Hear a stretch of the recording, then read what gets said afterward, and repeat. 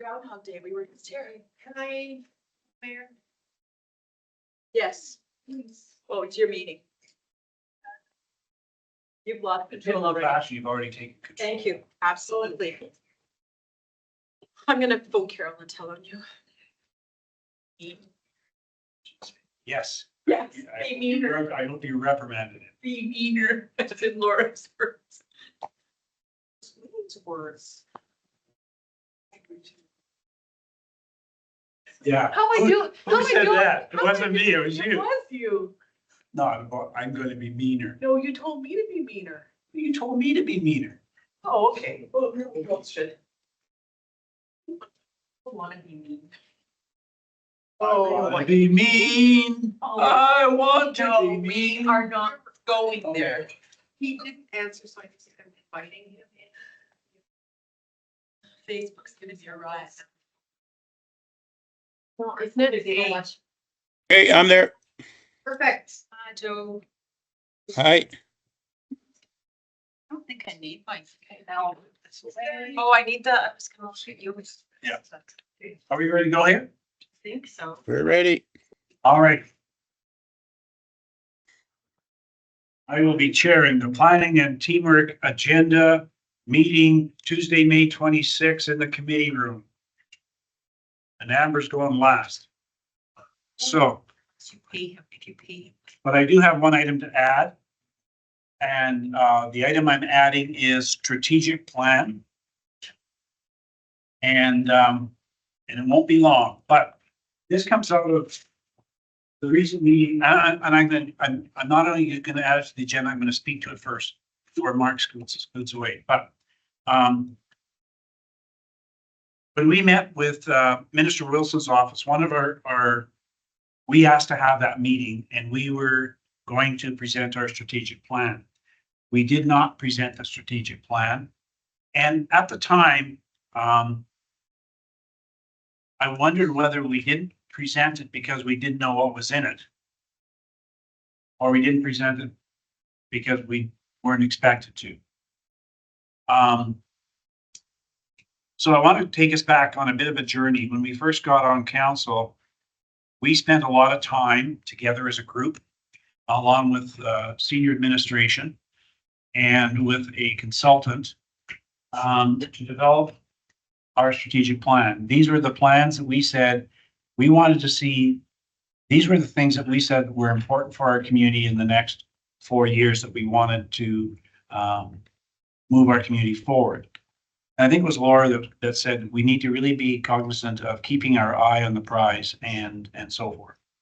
Now, with that in mind, please understand my background is an education teacher, and I've got a pop quiz for you. Because when I asked myself whether we didn't present the strategic plan was because either it was forgotten about or perhaps we don't know what's in our strategic plan. So I've got this pop quiz, which I'll ship around here. Oh, sure, and okay, now. No, and no, I don't want anybody to put pen, I don't want anybody to put pen to paper. That's not my goal here. Because my goal isn't to embarrass anybody. My goal is to simply say, we spent a lot of time and money saying these were important activities for our community. And then we took that document, we gave it to administration and said, this is what we said is important for our community. We have 4 pillars, we have 3 goals. Now you build a plan to make sure that our vision of a strategic plan comes to life. And I really wondered when we met with Rick Wilson, whether we, who developed this magical strategic plan that we said was so freaking important, that we gave it to administration and said, you plan your activities for the next 4 years around this document. And I thought to myself, maybe we don't even know what we put together in terms of it. And like I said, my goal isn't to embarrass anybody. And the only reason I'm putting this forward is because I wasn't sure Joe was going to be at the meeting with Rick Wilson. I spent an hour and a half going through the strategic plan. Why did I do that? Because I didn't know it. So the very thing I'm throwing out to you today, I had to go back to the strategic plan and say, what the hell did we say was important for our community? And I think I take my job fairly seriously here. And if I'm one of 7 people around the table saying this is critically important for our community, and I can't even capture the notes to talk to Rick Wilson about it, then did we just waste our time? Or is this truly important to us? And if we wasted our time, we're certainly wasting our administration's time saying, now take this document, ladies and gentlemen, and build up your entire next 4 years running the city around something we don't think is that important. So that's why I threw it out. Now, like I said, I'm not here to embarrass anybody, because if this was done to me, as I did to myself before Rick Wilson's meeting, I couldn't have filled it out. I could have done bits and pieces of it for sure. But having done it myself in preparation for Rick Wilson, I also got down to things that we've been on council here now since October. There's things that have already happened in our community, tied to every one of those pillars and tied to every one of the goals. And I started writing down, oh, this has happened. Something as simple as under economy, that happens to be one of our pillars. God, I sound like a teacher. Under economy, Dean put a motion forward about changing tax base. Now that's something that's already happened and is being acted upon. And of course, administration is doing a number of things. So I started trying to capture some of the things under each of the pillars that have happened. I also found a pillar that not much has happened on, so I'm now curious to see what Sue's strategic or corporate business plan is going to be saying about that, because I couldn't find things in my own mind that said we've actually done very much about this at all. So going back to Laura's comment about keeping our eye on the prize, next meeting, I'll throw this piece of paper at you one more time. I'm not expecting you to come with it filled in, because I might change the form on you. What I'm going to suggest that everyone understand what our strategic plan is. And if we think we missed the boat, then we better be letting the administration know we missed the boat on some things, because it forces them to have to change their corporate business plan. So that's my pop quiz. But I also was really intended to say, let's make sure we understand why we're here, because there's no doubt in my mind, personally, that everybody's here because they want to see a better community that they live in. And if this is what we see as a better community, then let's make sure we've got our eye on the prize. End of my soapbox. I'll take my teacher hat off. Yeah. Strat plan in place. Do we have the ability once in to change that? If we wanted to, if I brought something or thought something that was more important that I didn't think was important, then can we implement that or not really? I think what we've seen in the past, and part of it is not keeping our eye on the prize, is we get the shiny thing coming across and we say, oh, that's really important. But I think, to your point, Mark, I believe that part of where we make those changes, when Sue comes back with the corporate business plan saying, here's things that I think my team, I'm speaking on behalf of Sue, my team can do to meet your strategic plan. We look at that and say, well, maybe not so much on this. Maybe, like, we feed back into the corporate business plan. But if something comes up that you think is really critically important, that we maybe need to change horses somewhere along the line, I don't think there's ever been a time where an administration saying, whoa, this is the only thing we're looking at. Not garbage. Right. But you need to find 3 other friends. Okay. And then having to decide what comes out of this, because it's not just a matter of adding to it. What comes out that's less important than what you might be bringing forward. Okay. End of issue. All right, I will be a gentleman and let you now take the floor, Amber. Appreciate that, thank you. We are here today to present the fire apparatus replacement policy to committee for feedback. I had sent it out last week to review, so I can go through the policy, or I can ask if there's any comments, feedback, things you'd like changed, questions you have on the policy. We bringing it back on the ninth Yes. for approval? Okay. So to that point, would you like? Okay, I'm gonna date myself. Can you give us a Reader's Digest version? Cole's notes, Sure. even. So up until now, there has not been a fire apparatus replacement policy. It's just been brought to council. We need to buy a fire truck. We need to buy a rescue unit. Can we buy one? So that's why I developed the plan. Fire apparatus is different than typical fleet apparatus based on the approvals that they need and the job that's done with them. So that's why this is presented separate than the fleet replacement policy. We have a couple pieces of apparatus that are outdated, which affects our underwriter survey rating for the city. So to preface this, there is a capital purchase request coming as well for one piece of apparatus that is outdated, it's aged out, and it's costing us more in repairs. It's out of service. Not longer than it's in service, but it's a safety issue for the firefighters. For example, one of the doors doesn't stay shut. We can't get parts for it anymore, so we had it refurbished, but I've told them for safety's sake, you need to put a ratchet strap in there just in case it comes unlatched. So this is to try and address those issues and ensure that we have a plan going forward where we can make sure that the funding is there. There is an equipment reserve for fire apparatus. Can I say what's in it? It's in our. We've got it. Okay. Double checked it. It's Okay. 2 million. Yeah, it's close to $2 million, so it will cover the cost of an apparatus. And then moving forward, I'd like to come back with an apparatus replacement plan, which shows what needs to be replaced and ensure that we have enough money put away in the reserves so that when the apparatus comes due, we can replace it with the funding that's put away in the reserve. Any questions? So, Sorry, I've So got when you- Wendy, then, no, hang on, Joe. okay, Wendy first and then yourself. Just a couple, and these are just, they really don't even have a lot to do with this. Do our premiums go up as the equipment ages? Our insurance premiums? I'm not sure on Okay. that. Also, what happens to the used or retired equipment?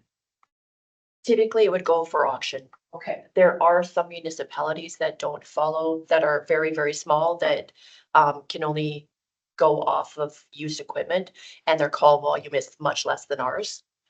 So they do buy that. There's some Hutterite colonies that buy old equipment and refurbish it and do it themselves, that they don't need the same ratings that we do. So when we talk about maintaining the vehicles, the trucks, who does that? Because it's got to be a specialty. Like to maintain them as far, I mean, you just can't take them down to the local mechanic shop, and this is just information for me. We have a mechanic, he's an EVOC, so it's an emergency vehicle And what did you call that? EVOC, or sorry, EVT, and emergency vehicle technician. Okay. So they're a heavy duty mechanic, and then they have the emergency vehicle technician course and training on top of that. And is he employed full-time? He's a contractor. Okay, so he just comes when you need him. Correct. Okay, that's all I have. They were just like, say more information for me then. We still have to, because it's commercial vehicle, we still have to do CBIBs every year, so that goes to a local shop. We are looking at another shop just due to volume and some issues that have come up, but Questions? Joe, you're up. when you say apparatus, you mean, I'm getting confused. I'm looking at so you're including, trucks and everything as apparatus. fire trucks Okay, and so, and rescue vehicles. okay, so I'm getting, when you say apparatus, I'm thinking of body camera, what the firemen need, but you're just basically looking at a fleet equipment. When you say apparatus. Correct. So John's Okay. wife, for example, wouldn't be apparatus. No, that's Okay. equipment. That is equipment. Okay. So anything that's sort of running on with a motor and wheels and all the rest of it is, A vehicle. okay, okay. We're just doing the fire. I figured that, yeah. She wants $10 million tomorrow, like every other. Now, and I know this is sort of out of the scope of what's been asked here, but in terms of the kind of equipment you're looking at buying, what is the timeline to place an order and you actually get the equipment? It, from the manufacturer, it depends, anywhere 18 months to 3 years. I know we waited a long time on the last piece. Right. And what piece of equipment are you looking at replacing? Right now, what's due, the one that's due is engine 3, so it's an engine. The next up would be, But yeah, just like she said, for timelines, if we went to council next June or the next meeting in June and got approvals to move forward, she would start the process. And if we got something ordered by the end of this year, we likely wouldn't see it till middle of 2028 even.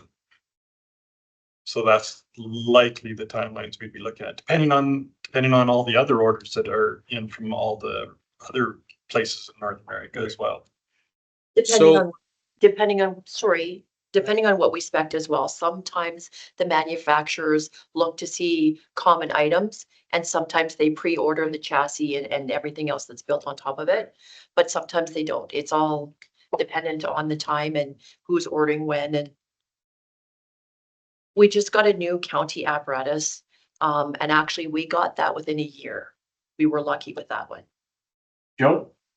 So I'm kind of looking at, so this is not a piece of equipment that we can go to the parking lot and say, hey, I want this one or not. So there's no other manufacturers in North America that may have one on.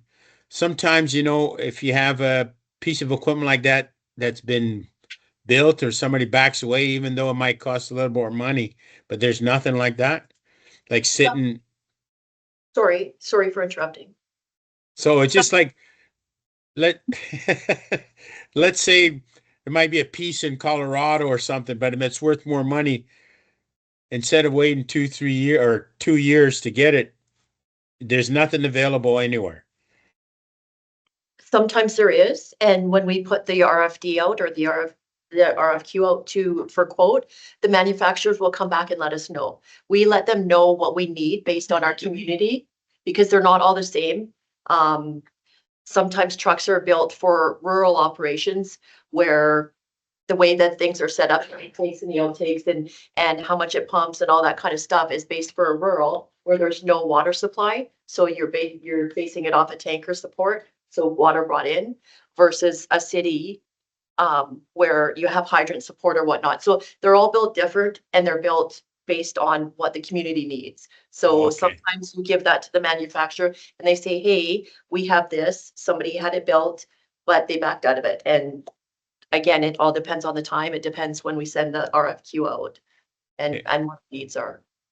So I know the last time we bought a piece of equipment, there's quite a bit of discussion and debate about, I don't know what you call it, where you get more features in the vehicle. You're the sales guy. You know, we can have this. Accessories. Accessories, options or whatever. So once you get the green light from this council, you start putting your specs together and your options that you feel are necessary. Then based on the quote you get from the company, you either add more bells and whistles or you take bells and whistles off. At what point do you make the decision that you can't take more off? In terms of, this is the base level that our community needs. If it starts to impede the functionality of what we need, the basics of what we need, then we have to say, we can't cut it down anymore. And I've already started having the conversation with the staff saying, bells and whistles are great, but we need to know what our job is, what truck we need to do that job, and if there's any wiggle room, what's nice to have and what's great to have. But this is what we absolutely need to do our job to protect the city. Other questions? Idea what it's worth? Right now, it would be close to $1 million. Shall change when you sit We on got two. two. Think of the bells and whistles on this. However, I Okay. didn't mention the ladder truck. I was gonna say, I'm sure there's another one that we need to replace soon. The ladder truck is actually aged out. It's 28 years old. It was bought secondhand prior to my coming here, and they don't make it anymore. That to replace a bare bones, you're looking at $3.5 million. So so there will be, and we've discussed it. I'm also going through a hazard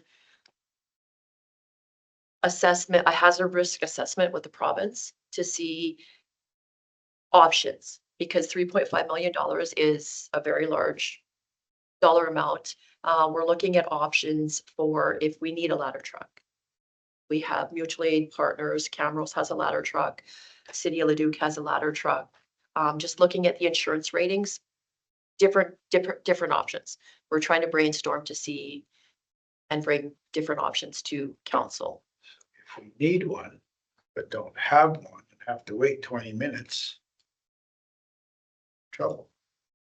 And that's what we're looking at. So the risk assessment right now with the city, we don't have very many high buildings. And the apparatus that we have, it does cover the risk of not having a ladder truck. Comes in a minute. But I'm not You should saying have- let's not get a ladder truck, but No. So when you make an RFQ or an RF, whatever, a proposal, and you place an order, what kind of deposit are they looking for? again, that depends on the manufacturer, and that's all within the contract. When we put it, they come back with what they can offer, and if we need to pay for the chassis up front, and then this percentage and this percentage throughout the build. And I don't wanna talk anybody out of mutual aid and all the rest of it, but to your point, Mark, you know, if we had to, I mean, we've had conversations about multi-level buildings coming in here, apartments and so forth, and what is our accessibility to a ladder truck if necessary? But if we know that we're looking at a year or two out, and depending on the kind of dollars you have to come up with as a deposit, and you're already saying it's 28 years old, depending on that deposit, why, when you make the first order, why wouldn't you make the second order knowing it's going to be 3 years to get a ladder truck, which would make our ladder truck 31 years old? Like at what, or do you wait till it's 31 years old and then we place an order and now we have a 35-year-old ladder truck? That could be a decision on council. We could place the order for 2 at once. It would be to figure out where to get the money, because it's $3.5 million on top. No, for sure, and understood. I think this goes to the development of the policy though, in order to make sure that we've got that there, because the last time we came forward for this particular truck, actually the last 2 times we came forward with this particular truck, council said, no. Refurb it, talk to your insurance company, find workarounds. And we have, but we're at the point now where the workarounds aren't even safe for our employees to be in the truck if they have to ratchet strap the door shut. And so we're beyond the ability to continue doing that. And I think this has been stretching my memory on this one, but I think we've asked for this same truck replacement for about 6 years now. But They also previously was bad, eh? So So, sorry, So- Joe, you're second in line, Dean first? And this maybe was answered before I got here. So into the ladder truck, you're talking that it's 28 years old, doesn't get used much. So when could we anticipate a report or something about the next step? Right? In other words, Yeah, she did comment, but right, about, Sorry, the ladder truck gets used all the time. it Oh. does. Only because it's a very handy tool to use on a structured fire. So a house fire, we use all of our pumper trucks to come in and fight it from the ground level. But if you have an elevated stream coming in, it helps mitigate the situation sooner. That's not the intended purpose for a ladder truck. It's used for higher buildings. However, to get the use out of it, that's what we do. To anticipate, again, I'm working on the replacement plan after the policy so that we can come to council and ask to spend the money. I'm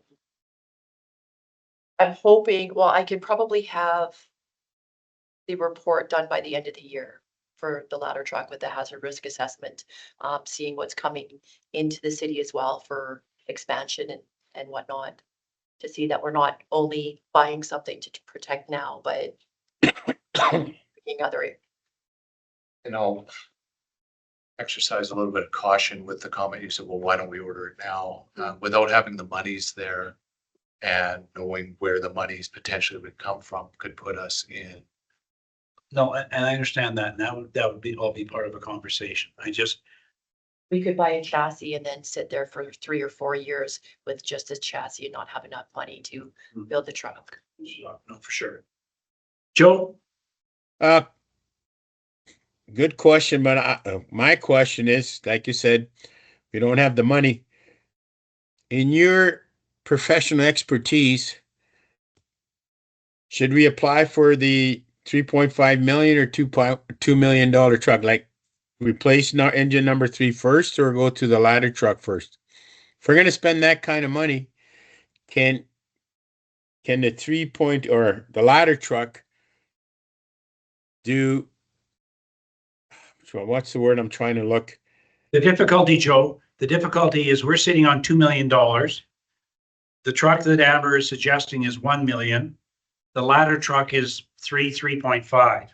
So we don't have the money for even if you put the pumper truck or truck number 3 in the back barn, we don't have enough money for a ladder truck at this point in time anyway.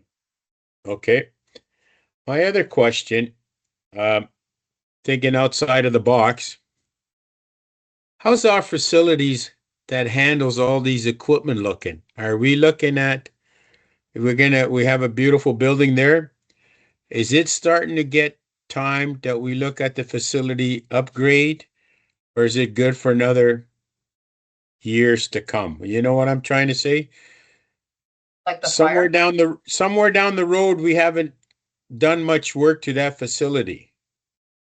But we have a facility report that comes out. Okay. Through Finn's office. Okay, sorry, I'm just, No, that identifies areas that are in need. I keep yelling because you're a mile away.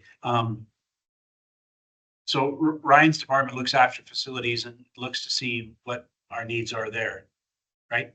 So it's really just the fire trucks. I think it's a legitimate question, but I think it's in the wrong department right now. So do we have any other questions for Amber relative to the policy that's going to be coming forward next meeting? And the request for $1 million?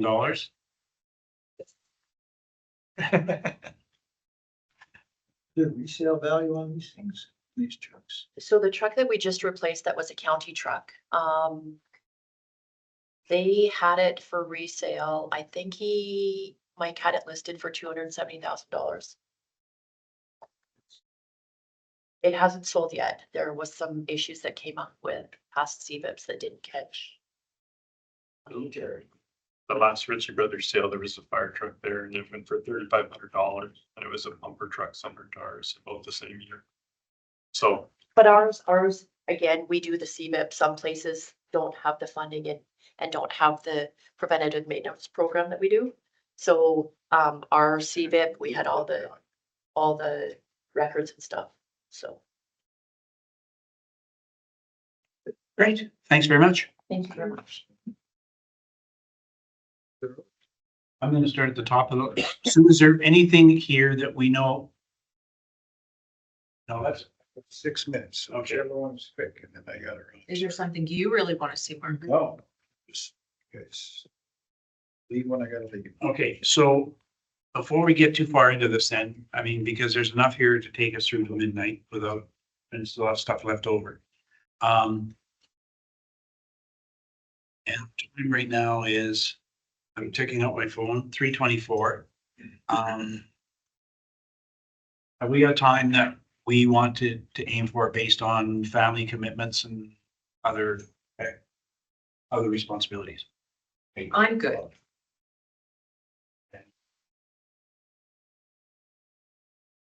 If I said 4:30 or 5:30, 6:30, pick a number. 5. 5.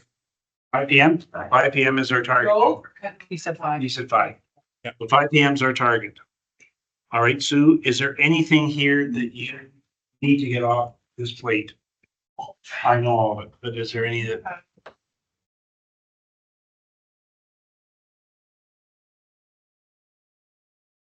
Although I do think the council procedural bylaw and the rules and. Okay, let's do that. Tie together. Okay, Don't have all my thoughts Do you together. want, do you want me to do the council Norwood update? Cause it's quick. Yes. sure. Okay. One of my staff had appointments this afternoon, so they left me with information. I've got a council memo that I can send out on this, and then I've got a timeline document. I'm assuming you just wanted to know if the permit was issued yet or not. Let me check this document here. On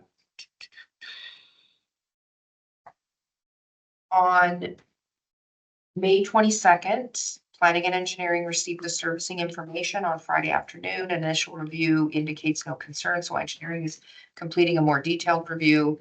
And they are cautiously optimistic that the permit can be issued the week of May 25th. This week. Yeah. So not issued yet. And I know there was some confusion between infrastructure, like I feel bad for the school board because it's not like their background and understanding. And we did go back and forth with infrastructure and their engineering firm several times to try and get, they had put in the wrong engineering standards and there was a whole pile of back and forth with grading and things like that. So it wasn't, yeah, wasn't ideal, but they've worked through all those issues. So then from there, the development permit goes to school board. Now they can get into their final draft of architectural plans. That's right, yeah. Does that suffice for you at this Yeah. point? Okay. Sue? Go ahead, Joe. Sue, when do we, or do we have a saying in on, like you said, the transportation or infrastructure on the transportation or of the school buses going into that school? Is that part for now or later to debate with them? Yeah, like Ryan made comments on the school bus turnaround and stuff like that, so we've already provided them with that feedback. Okay, thank you. Council procedural bylaws.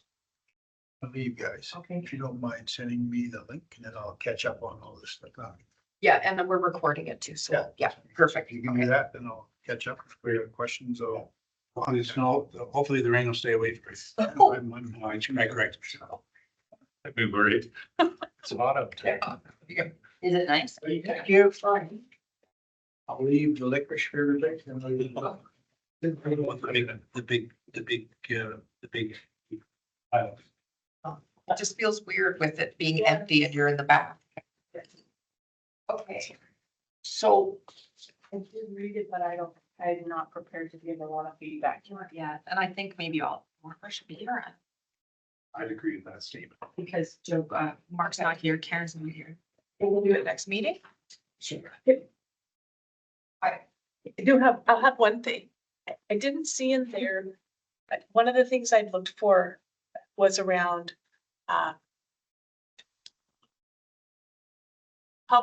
publicized, recorded, and available, disseminated, I'll say. So we're recording council meetings and we save the recording and we make it publicly available on our website through the YouTube, whatever thing. It wasn't clear to me what that spectrum of public means for the committee of the whole. right, so it would follow the same as our council meeting. And this is part of the problem why I wanted to have this discussion sooner than later, because we need to make a change, because technically, like we're doing all the things we need to, except for advertising for PMT, because this is a meeting of council and we're offside a little bit with this.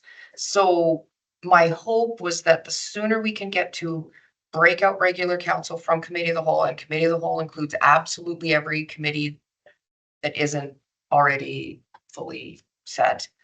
the quicker we can get into I'm supportive compliance. of all that. I just didn't see what recording and making available to public. Put a statement in there. Like, I'm okay with the open mic being in there. Like, I read some of that stuff. I wanted to hear about what are we doing with recording And and could just put a statement in saying that all meetings of council will be advertised as per the MGA, recorded and posted on the city's YouTube site. sure, but like, I'm just. I want to say it's your policy, but right now it's your draft to us, and that's just a piece that I don't want to say is missing, but You were curious about. I was curious, Yeah. very curious about. And then maybe I'll have friends with other opinions. I'm okay with that too. But Yeah, it was a discussion between council and administration years ago, even when we started recording. And we recorded for a year before we actually published. So it's just been an agreement. This is how we do it in our procedures, but having it in the bylaw doesn't hurt. if that's what people want, I don't know. There's a lot in there. There's a lot. So, I think maybe we have to pick through it almost one at a time, like what does the date look like? What is the time framing? Cool. So I think, and I mentioned this earlier, side conversation of, this seems to be kind of a three-pronged situation that we're talking about the structure of what our council meetings are going to be. But we also have talked about what our roles and responsibilities are of council. And I think that they're kind of meshed. And we had talked about, I don't necessarily want to talk about the subject matter, but more so of how do we get to the subject matter?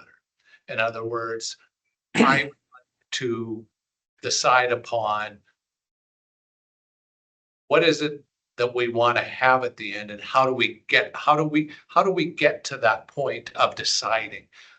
I personally would like to bring in somebody like Ian McCormick from Strategic Steps, and potentially someone like him, to be able to get us on track as far as the roles and responsibility of council, which then I also believe then can help us discern of what we want council and or P&T to look like, my opinion.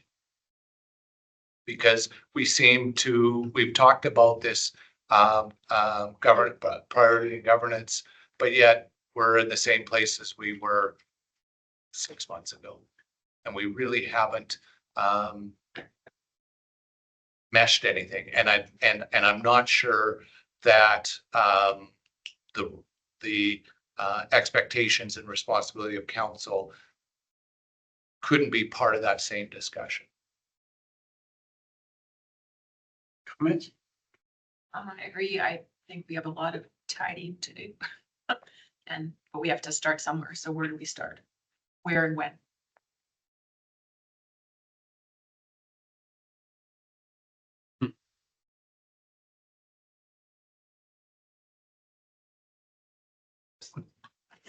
Yes. Sorry. Trying to formulate a thought here. Yeah. Wasn't paying attention to anybody else's needs but my own. So, Laura, go ahead. Turned into a goon. Can't help you. Similar to what Wendy and Dean said, when you're saying this is a good place to start, I agree. We got to tackle something, and in some ways, as I said earlier, in my heart, I'm lazy, and so I try to do the stuff that I think I can do first. And I think we can do our procedural bylaw, even if we're feeling muddy about our roles and responsibilities, or we're not sure that we're confident we understand I don't understand my roles and responsibilities. I don't want to say we, maybe everyone else clears, but there's a good place to start. So I'm okay with starting here, and we can change it if it's not working. So I'm okay with that part. Dean mentioned that there's kind of like three things going on. Another piece of this that I'd like to consider, or that I'd like to hear administration's rationale on, in the choice of what's being presented for council procedural bylaw is around communications. It's part of what we had in our strategic plan. Thank you very much. But around how do we show up to the public? I'm not saying I don't want to post everything on YouTube, but maybe we don't. Tell me why we do. And then with our good rationale of this is how we want to advertise what we're doing and what we've done and our activities. Here as a procedural bylaw, this is what we think will be good for you as a council and good for the community through the lens of how do we show up? How do we communicate our, I won't just say efforts and actions, but who we are and how we operate is, let's say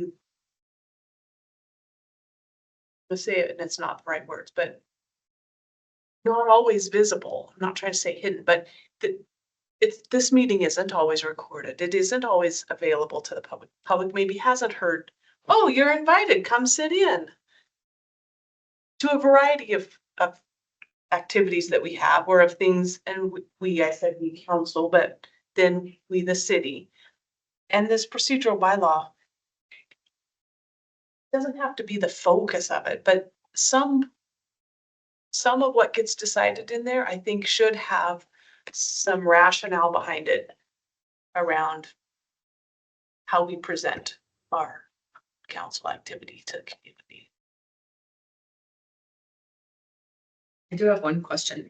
Is the intent of the script in yellow, highlighted in yellow, to be removed? What is the intent of new stuff? I thought it was like new stuff. I really couldn't tell. That's why I was asking. Like usually when it's new, they cross it out in the ad. Yeah. But then there was some yellow, a few places, a couple words, and then an entire section under discussion. And so I was just wondering what the intent of that was. There was a note that Jackie had put on there about whether or not council wanted to reconsider this. So part of what part of the discussion that we have every time this bylaw gets updated is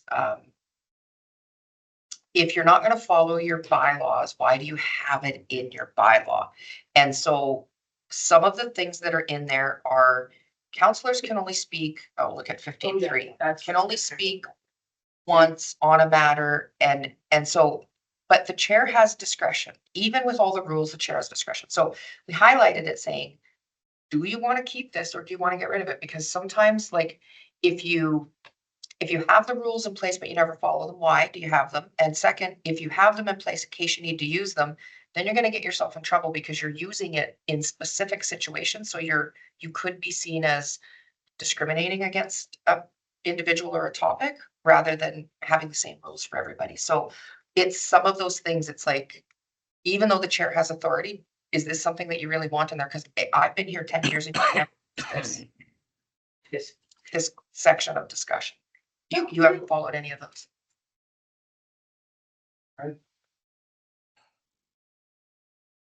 So me, a very little chairing experience, getting thrown in February, trying to read some of this following.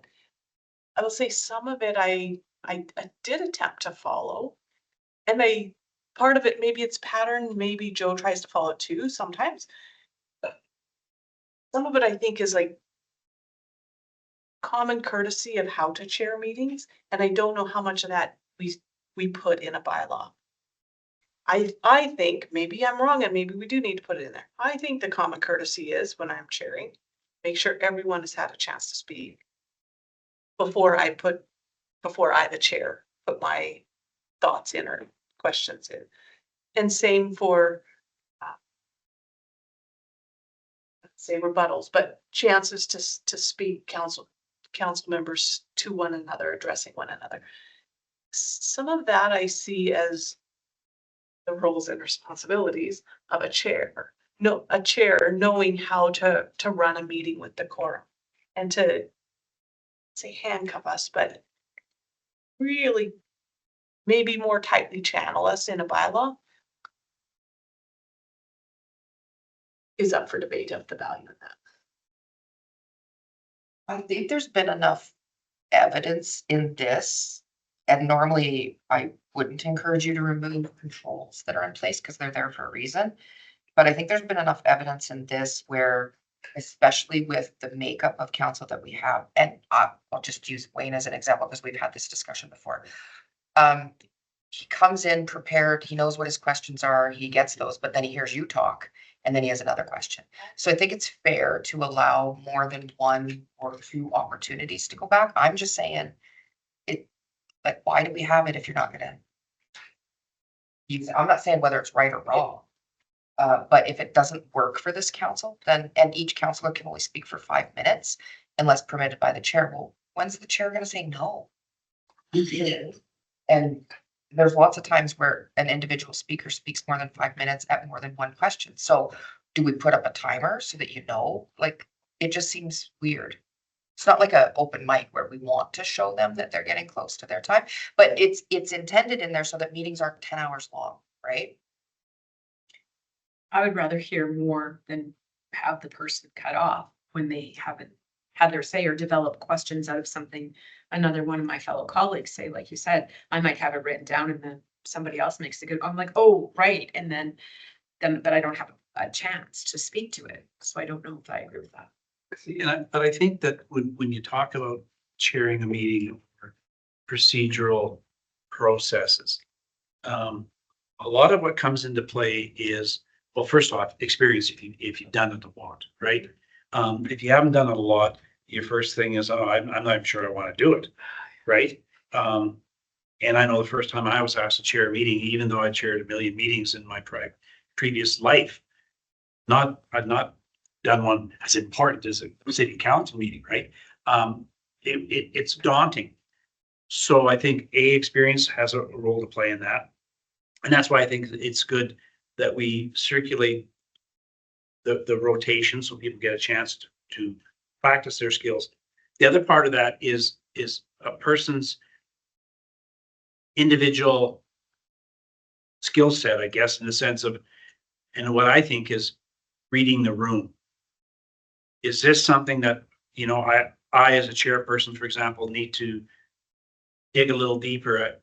Thanks for your comments, Wendy. Can you help me understand this a little bit better?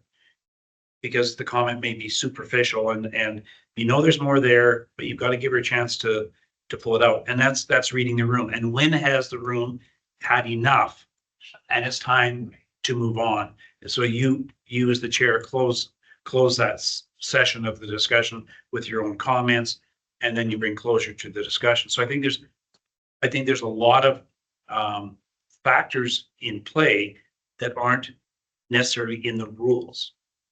But I do think the expected format and understanding about how a meeting should unfold should not be a surprise to anybody, whether it's someone watching or me attending and Wendy chairing versus Dean chairing or whatever.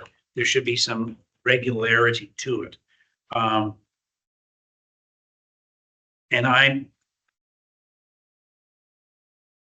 guess with my comments, I think structure and writing structure into the policy is important without making it overly clunky. Now that's a generalized comment, I guess, but like I really think council meetings should be able to go just like this, right? You just move on and you get through it quick and clean and make a decision and wrestle the monster to the ground and then move on. And I think a lot of times we wander. And so I think rules can be in place to help you wander. But if the person that's chairing the meeting isn't going to follow the process, then you wander again. So I think it so much depends on personality at the chair and the skill set they have. Okay, that brings back, yeah. That brings back to keep the rules in, because I don't know my own skill or the skill of others. And when we're talking rules and expectations, let's do keep some rules in there so that those who don't know can follow. And to Sue's point, I think in terms of privilege of the chair, you know, someone who was a little more carefree about how they handled it could still get through it without necessarily following to the letter of the law. But as a newcomer coming in, I would really have liked to have seen for me step 1, step 2, step 3, and I could go, I'm getting through this meeting or my water. Right? I unhighlighted it. Much of this, So I want to follow the rules. So yes, yes, I know. How much of this do we have to do? According to the MGA? The bylaw? Yeah. Oh, a lot of it is directly from Is it? the MGA, but we gave you extra directions. Like we could have just said, follow Robert's rules, but you might not know what that means. So we gave extra. Like we've got The definitions, I'm assuming. details, yeah, Okay. like there's certain things in the MGA, like quorum, meeting locations, et cetera, like the actual legislative pieces. The rest of this is really just meant to give you more direction. So for instance, it is in legislation for electronic meetings that you have to let people, if they want to attend a public hearing, you have to let them do it electronically. So we have to do that now. So we put a lot more in around electronic meetings, just so that everybody understood. Otherwise, we could just say procedural bylaw as per the MGA.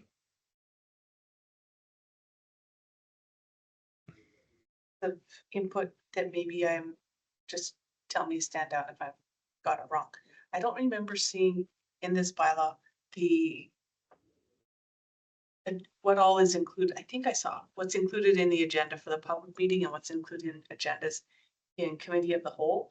Cause I remember thinking, oh, public hearings need to fit in the regular council meeting. And then I didn't, I remember not seeing it and thinking I needed to find it. Is it in there or am I like totally?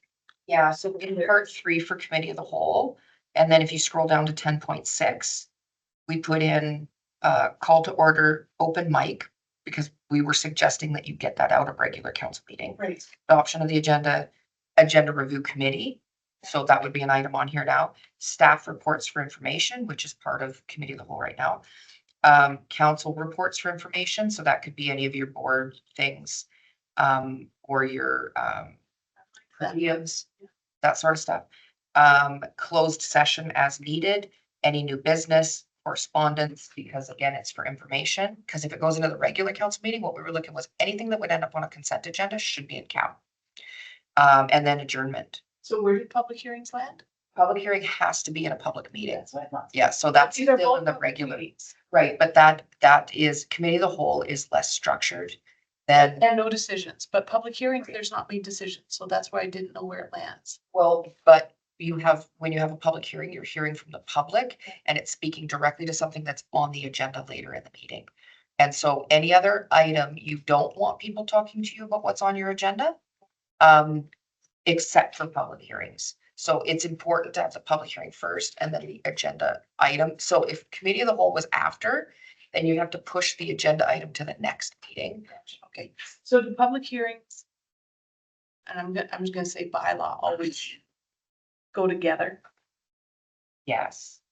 There's typically, you'll have the public hearing and then you'll have second, third reading of your bylaw. anything else? Not right now, we're not. Okay. I'd like to read this more. Yeah, I see.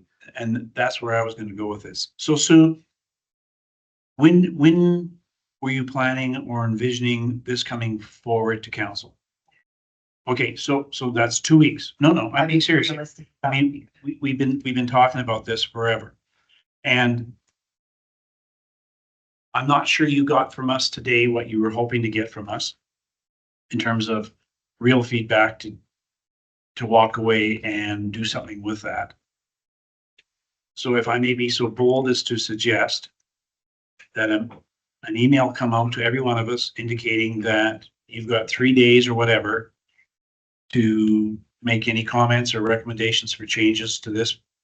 And then potentially that would give you enough time, if you hear from anybody, to bring this forward. Yeah, because we published to you this Thursday. Yeah. But if I give you till the end of the week or even Monday to get back to me, we don't publish to the public until next Thursday. Right. So then we could update it and by the time it goes to the public. And I'll send you an updated one because I did notice, Laura, in the order of business in the regular council meetings, public hearings was not there. That's what I was looking for. So I added that in and then I have unhighlighted some of these other things. But there were also questions that you can debate. You know, the mandate of committee of the whole and the things that were in there. But the whole idea behind bringing this to a P&T is to circumvent an hour and a half debate at council, which means we need to do our homework for these items when we come to here. And as I said, I don't think we've given you enough because I know that I haven't read it in enough detail to comment. Because we just got it at 2:00 Yeah. yesterday. Yes, I wonder Comparatively enough. if it isn't better then to bring this back with your comments to the next P&T and then we'll aim for the June 23rd to get That would be approved. perfect. Okay. Because although we want it done quickly, that's not too far away and it gives you a little bit more. So coming out of these meetings then, so we've got five of seven people sitting here. So how is this captured for Karen and Mark? That this is going to be held over. We are expecting that you'll be prepared to talk about council procedural bylaws at the next P&T. When I send the email to you with the link, I'll put that in there. Okay, Have further discussion today. here's the expectation. Okay. I do have one more Go ahead. thing. There's nothing here about what you're looking at frequency or of these meetings, or was that you? Or, because I'm assuming that's part of the decision, not necessarily in the document, but that would have to go with it. Yeah, Like, I don't see options, or am I missing them? no, and the reason that I didn't put options in there was because based on the previous discussion that we had, it sounded to me like council wanted to keep it on the same day at different times. So 9 o'clock for one start and 1 o'clock for another start. And I think it keeps it cleaner if we do council first and then cow in the afternoon so that we're not trying to add stuff to the regular council meeting because of a discussion that happened at cow. Gives us that extra time. Right. What if we don't finish?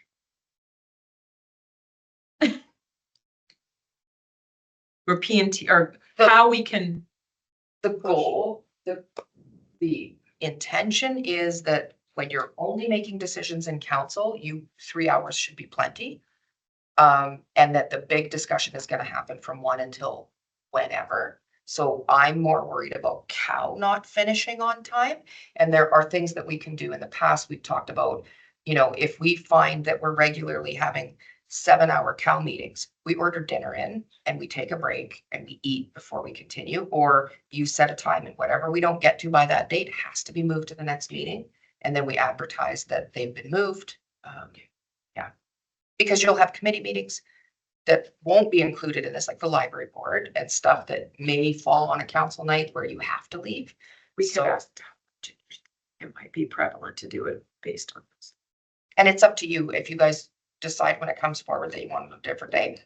Someone amends the motion and you discuss it.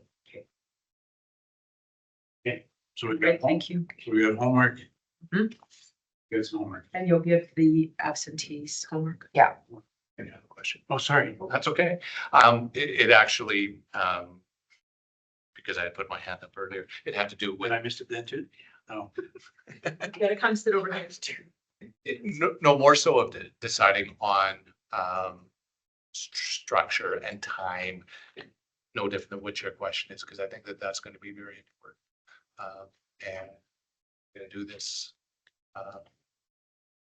sooner than later, then I don't know if necessarily we need to group all of this together. Because it looks like we're ready to make a decision. Certainly. Sorry to move. Is there a reason, can I ask just a random question, that we start at 9 and not 8:30? Is it to get time for you to, like, for administration to get in and get set? I don't know, it's just a. it was just a suggestion. I don't know why we picked 9. I don't know either. It's just a random number that came up. For the day, 9 o'clock. Let's get to it. So you wanna go at 7, we go, Like, that was just a question if we need just a little more time, but it's not ridiculous to think we could start at 8:30 versus 9. But it could be a problematic for other people. And I'm fine with 8:30. I'm wondering if we set ourselves up for long nights and evenings, if we say, well, council's at 8:30 or 9, but we're not starting committee of the whole because it's a publicized meeting that starts at 1 o'clock. And what if we got done with council at 10? Like, I don't want to sit and pick my nose for 3 hours. like, Like, we've been there. Yes, right, we have been there. Mm-hmm. so I'd like, whatever we do, I'd like to build some flexibility around that. I don't know how to do it. Good luck with that. Yeah, I can check with the Wish. weather because the fact that we have to advertise, there may be some rules around that, but I can double check with the lawyer. Ran into that problem, exact problem. Yeah. We'd have a skinny little agenda. We'd be done at 10 o'clock and then have to wait 3 hours. So it's bang on. Okay, so we put that one to rest at least until next meeting. What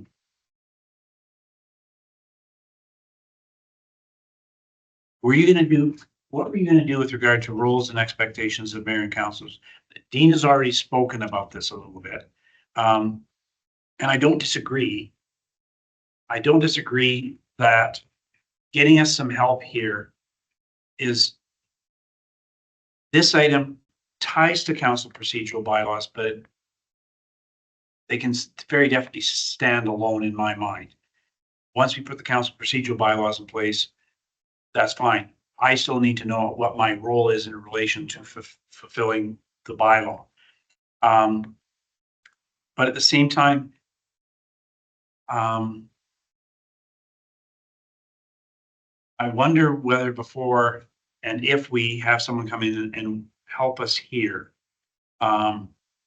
we don't have some conversations amongst them between ourselves to begin with, so we understand the ground rules that we're trying to achieve. I know when Laura submitted her comments on this, it was like, what does voice of council mean? Like, do we need to wrestle with that before we talk to someone like Ian, or do we just simply say, hey, we don't know what we're doing here, Ian, sort us all out and give us job descriptions? Because that worries me a little bit too. Yeah, it worries me that someone's gonna mandate from outside our organization what my role should be within that organization. And I think I have more responsibility to meet your expectations and your expectations than to meet his expectations. You know what I mean? Yeah. So I've got a 4-page document that I've worked on, and the front part of it really is around the stuff Ian would have presented during orientation. So it's the legislated MGA requirements. So, there's guiding principles that all council members follow.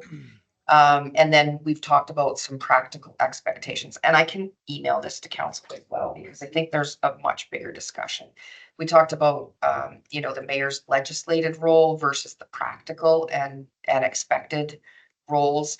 And part of the problem is that while some of it's legislated, some of it's just the way we do it. It's just not even a Robert's rules. It's just the natural business and how it happens in most municipalities. So it's the accepted way.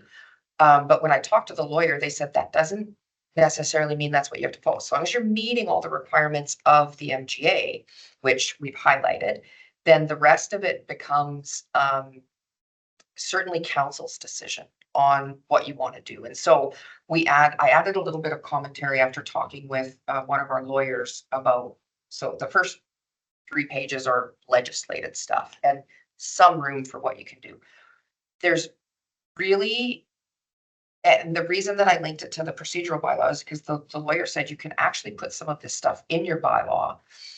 Although there's no what if you don't do it, it's more about holding each other accountable. And there was a lot, like if you remember from the orientation, Ian had that handout about like a covenant that you're gonna have with each other and you're agree on the rules of engagement.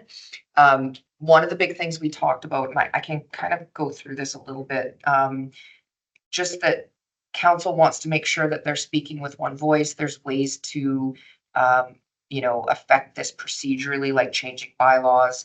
But because there's no code of conduct, there's just an agreement that you're gonna hold each other accountable.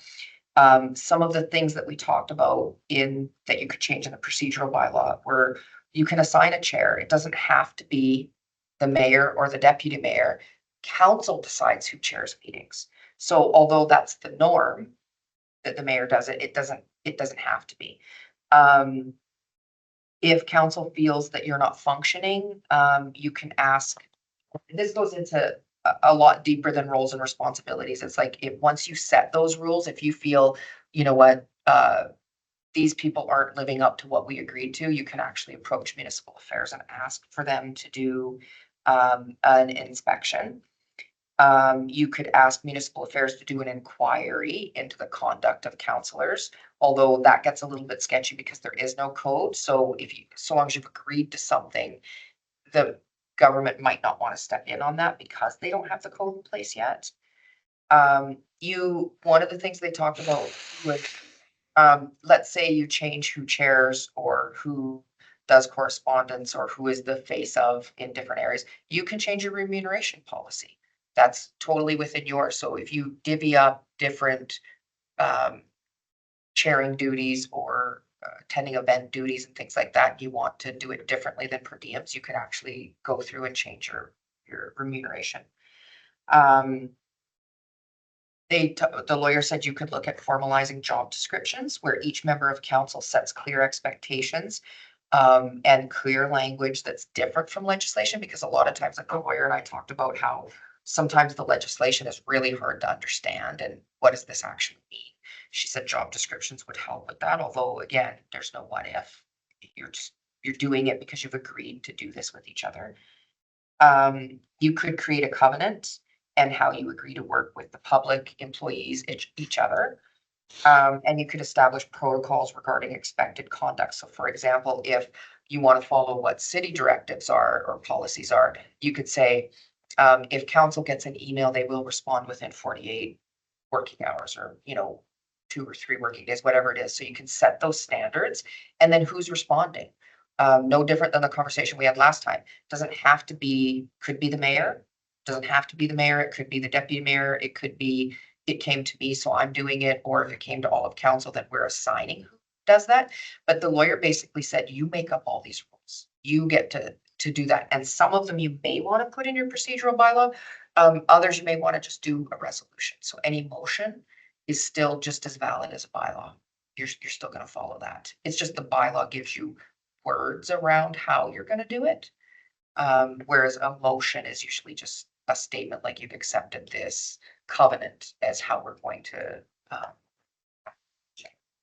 And I think there was once in here too where the lawyer had suggested that we could get a parliamentarian in to help with some of this stuff, because what I do have fear of is some of the comments that have been made in the public about administration controlling council meetings. We have an obligation in the end. The city manager is required to make sure that certain things happen at a council meeting. And when I see it going off, we have to step in. The problem is how that looks to the community every time we step in. It's becoming a real problem for us. It's uncomfortable to step in all the time. And so the lawyer had said, having a parliamentarian in is a way to help teach council. This is how you have to run meetings. And that could help with some of the job description stuff that you're looking at too. So there's a lot that you can do outside the legislation. And we can help draft, like, for instance, if you want job descriptions, we can do that. And after hearing all of that,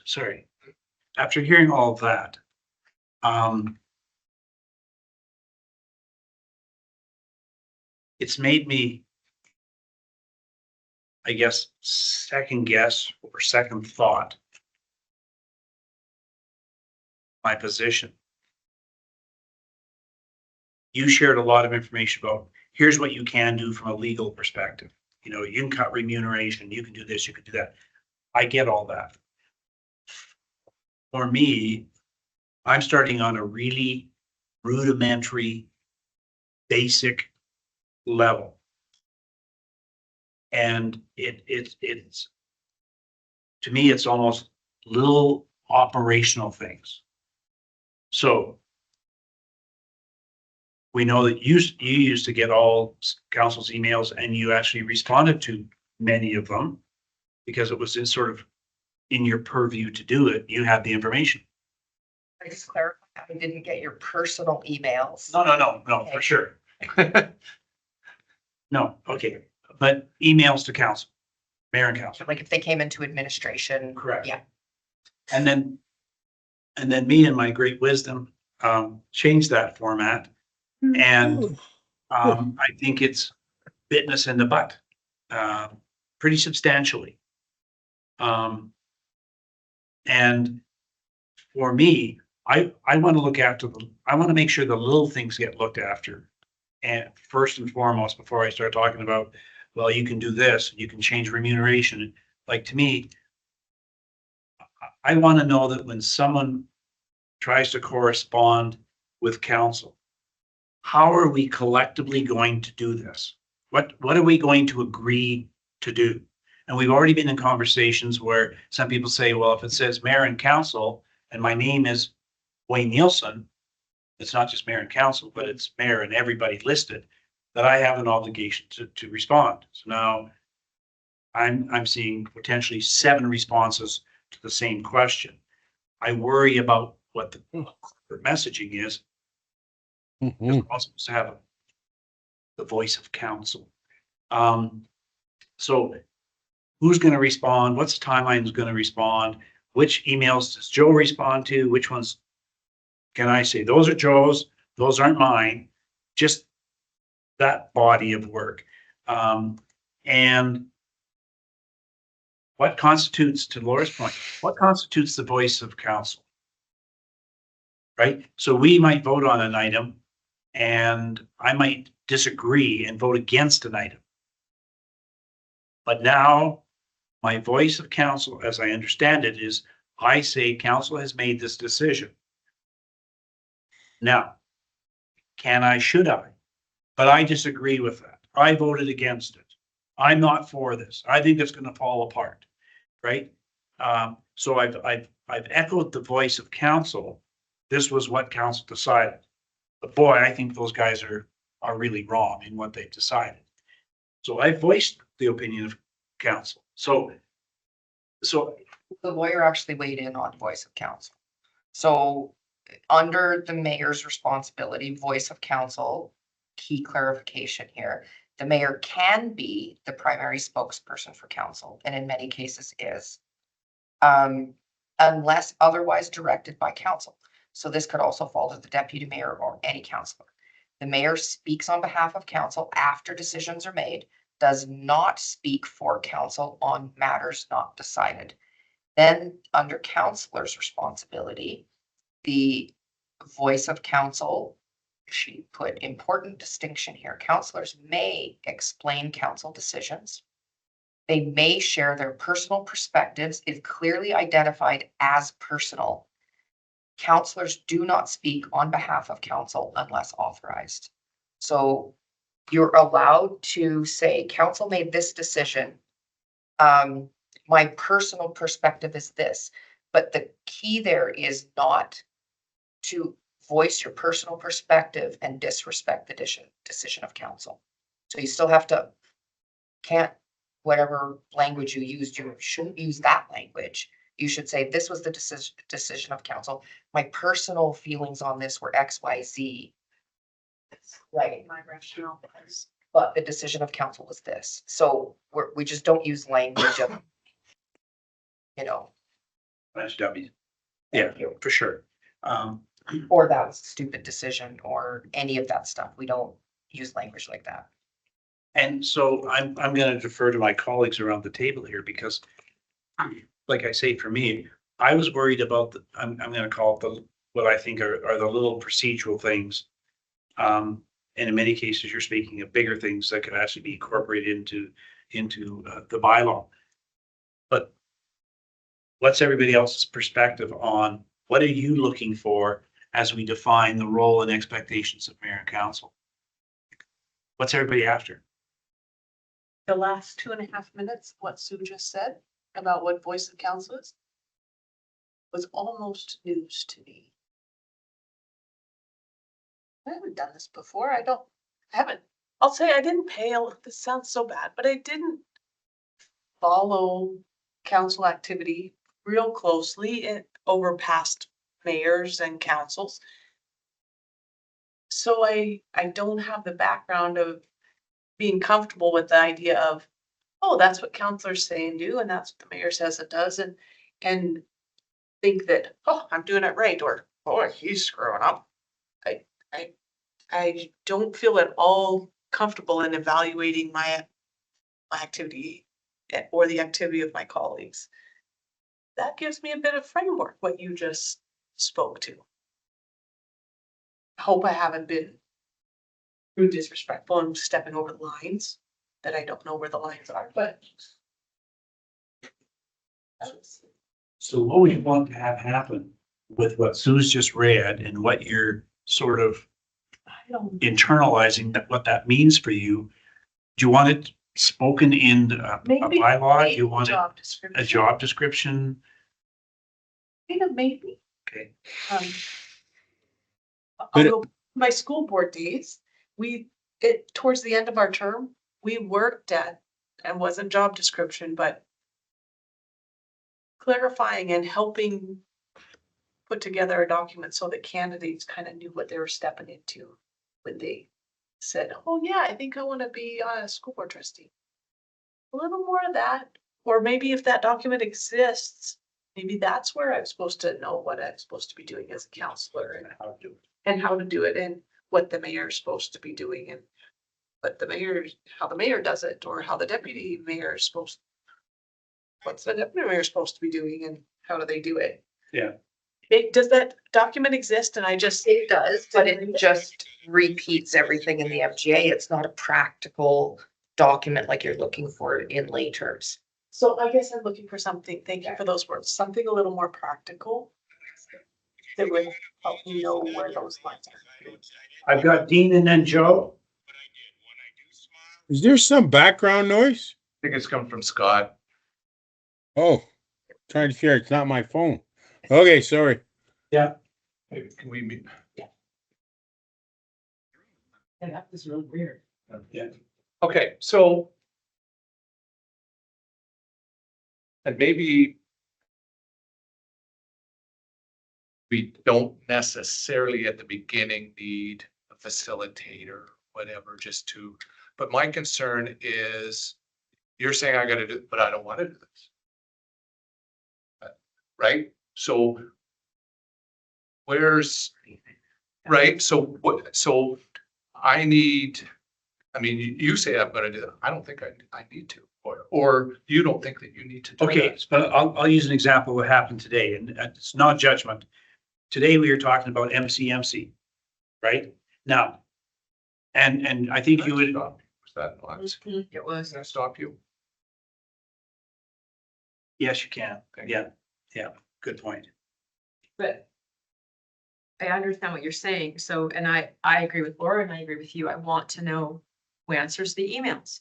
I want to know from here to here. I really do, because then I know in every situation, what are my expectations of my fellow counselors, of the mayor, what holidays was a big one we went through. So even, and I don't know if that's a simple one or a big one, we need to define what is a vacation. And when you were on a working vacation, Joe was on vacation, he wasn't working. How did we communicate that? Who do we communicate that to? So that, who then if I'm on vacation and I'm the mayor, then the deputy mayor knows automatically. There's no search for information if I'm supposed to do this, because that job is now the deputy mayor's. So for me, I kind of want a lot of it to know that where the expectation lies for me as a counselor, if I'm the deputy mayor, and all the way down the road to what I expect from the mayor. So I And I cut you off. sorry. Yeah, no, that's okay. So, and I guess.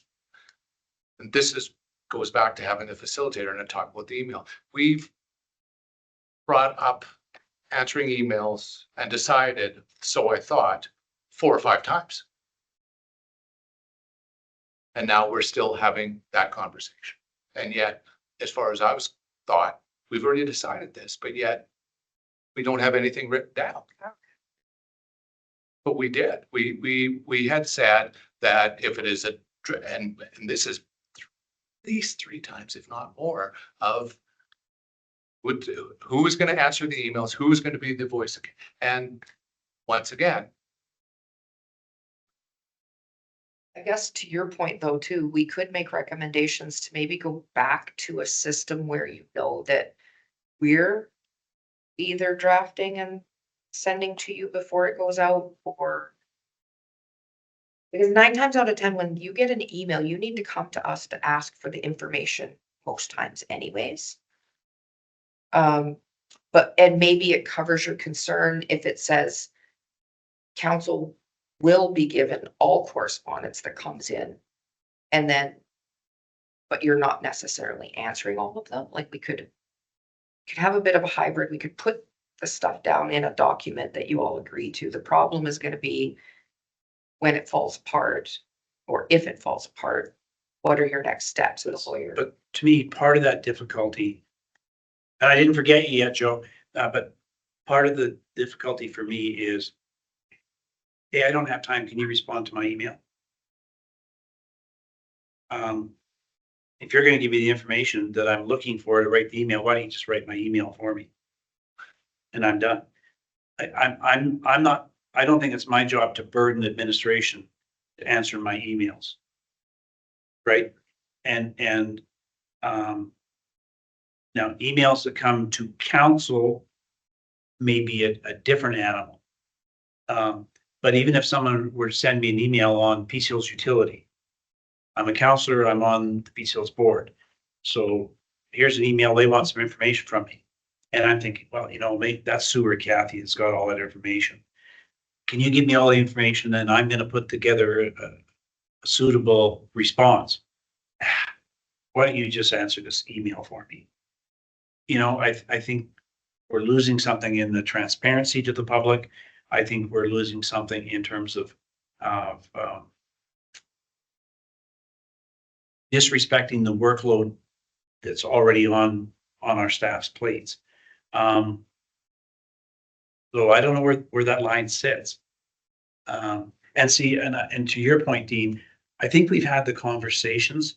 I think we've talked about some of our expectations, but I'm not convinced that even Laura and I would necessarily agree on an email that goes to council, Mayor Bronco, Nielsen, White. I would say, I might well say, well, Joe's our spokesperson. I think you would say, I'm named. I have some level of responsibility to respond. Yeah. So I'm still not sure we're there. Yeah. And I think your expectation and my expectation would be different than, say, Laura's. Yeah. And I don't know how to get there.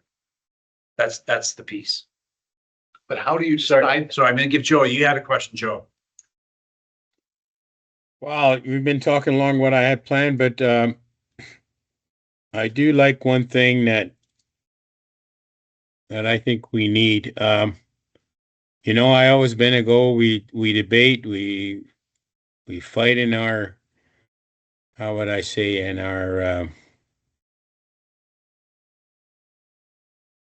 our corral, or I'm trying to find the proper word, so I'm sorry if I can't get it right now. But once we make a decision, we stand together as a decision. But I believe the wording here is, but my personal opinion, you do have a personal opinion. Because if you voted no against it, but yet you didn't succeed, it's a team. So to say that we're all in favor of that decision's not true. We passed it as a democratic and democracy, but that doesn't mean we all agree on it. But when the wording we have to say is my personal view. As long as no inflammate, or what is it, the word implementing or against anybody, but we all have different views of how things should be done, and we vote differently. But once the vote is done, the vote is done. But we do have different opinions on what we voted, because that's how we are. So Sorry, I- I think back I- to, sorry, Joe, go ahead. I think I would like to see that there. Dean is right. Who answers, who doesn't, but we do have views, different ideas, and that's how we're so different, which is so hard to corral everybody. I think the difficulty, though, is that if you as the mayor are responding to the public's concern, Mhm. you're responding back to them, and council has voted a certain way, which doesn't align with your thinking or your personal viewpoint, your response back to that individual has got to be the decision of council. Yes, You would agree with that, eh? yes, I would. Yeah. Now, and I think what's also being said here is that you could also, in the same email, perhaps, I guess we'd have to decide that, you could articulate or state in your letter that you didn't share that your personal position was not in alignment. But now, are you now supporting the council decision? And that's a question. Are you now supporting the council decision once it's made, even though it doesn't align with your own personal thought? Mhm. So that's a question I'm throwing at you. Do you? Yes, yes. Oh, yeah, you're saying the democratic process has said, this is the way we're going. I didn't vote that way, but I'm supporting the motion. That's how I've always acted like. Okay, Laura, you had a different thought. It's probably not what they thought you were thinking. We've hashed this a fair bit, so my previous comments still stand. If someone emails me, I think as their representative, I need to be able to respond to them. But on emails that are not things that are a decision of council, whether it's a question about road work or some activity coming up in the near future in the community, there hasn't been a will of council made through a decision. So limiting I think limiting the responses that email might initiate leaves whoever sent the email blind to if we are gonna say, well, only one person is gonna respond and the rest of you keep your mouth shut because only one person's responding. If there hasn't been discussion and a decision of council, I don't think that's a fair representative of the voice of council. Absolutely. Yeah. I'd agree with that, 100%. And so a whole lot of the emails, in fact, most, if not all the emails I've received as in my short time of being a counselor have been before decisions have been made or not even related to decisions that are operational things that aren't going to be a decision of council. And so to try to limit the voice of or limit the responses that a constituent might be looking for or wanting to hear from their representatives and saying, well, only one of us is going to respond, I think is a disservice to our residents. As well as to me, as well as to each of us as a representative. I want you to be able to have your say be heard as well, even if you and me say it different. Prior to a decision, prior to a decision. So far, Yeah. everything I've seen has been prior to decisions or things that aren't even council decisions. And I don't want to get us to a spot, like you said, pigeonhole, where we agree among ourselves, that this is where this is leading to. Nobody's gonna answer except whoever the designated respondent is. But I think what you've just done to this conversation, and that sounds accusatory, I don't mean to sound accusatory, is that we're now starting to qualify the kinds of communications we're receiving. Yeah. You guys made a crappy decision on this and I want you to hear about it, and now someone's expected to respond to that person's perception of your collective crappy decision, right? Which is different than, can you help me understand what's happening with a road on such and such a street and how long it might be closed for? Versus, I hear councils talking about this topic. How do you feel on it? Here's what I feel. I'd be interested in hearing your perspective. So now we're separating the kinds of communications we're getting and sifting and I do too. And sifting and sorting how we're going to respond to it. So if I may, I would say that what I think I might be hearing is that once a decision is made, then there is a voice of council. It's as significant. Here's the decision made. I may or may not have agreed to it, but I now support the decision. So that's the first piece. Now, the second piece, I'm not looking for an answer, is, so who makes that response? Every one of us? Or not? Okay. Versus just the general inquiry, but it comes to every one of us. And it might be on the road work. So when he's going to respond, it's they're doing X, Y, and Z with the curb stops, and they'll be out of there within 5 days. And I respond, you know what? They're only going to be there a couple of days dealing with curb stops. Dean's saying curb stops. You're saying an email saying, Yeah, but email curb stops. Have we served anything useful for them to hear 5 times that we're dealing with curb stops for 3 days? But in that situation, I think it should be administration. So if it's administrative or technical, we should be the ones answering it, not you. And it's the same as, like when the roundabout happened.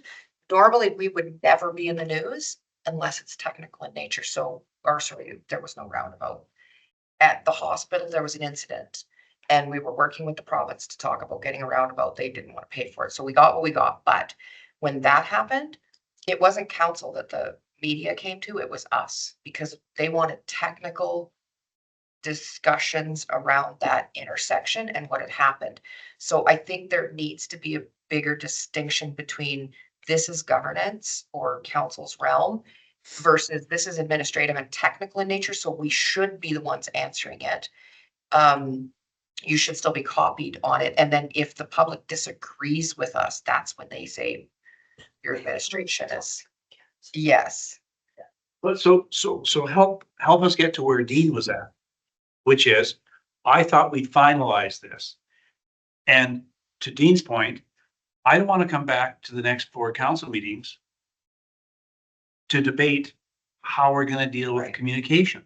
What I've heard is specific people have emailed, council has had a discussion and said, you will respond to this person, right? And everybody has agreed. I've heard you pick apart specific emails, not emails in general. And so I think we could easily put something together. I'm waiting for him to give me the what look. We could probably put some guidelines together on, council answers these ones, we answer these. Not saying that you're cut out of it. Like, I still think that you need to be copied, but even there's times where I'll say to Ryan and them, cut council out of this. We're so far into the technical details now. You don't need to be on this email anymore. You just need to know that we're handling it.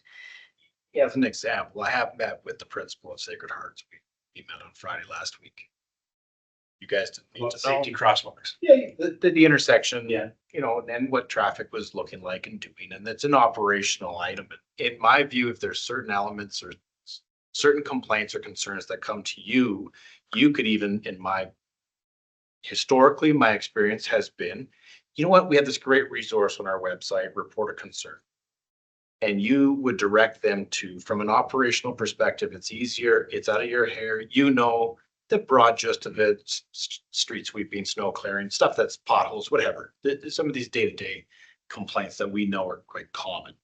Report of concern works well. Let me know if you have any issues, and it's out of your hair, and it's well within our administrative, you know, bailiwick to take care of and manage that. If it's a governance, to Sue's point, a governance issue, there's more, or the upcoming, say, a bylaw or something to that effect, where it's more complex, it's going to be discussed in council.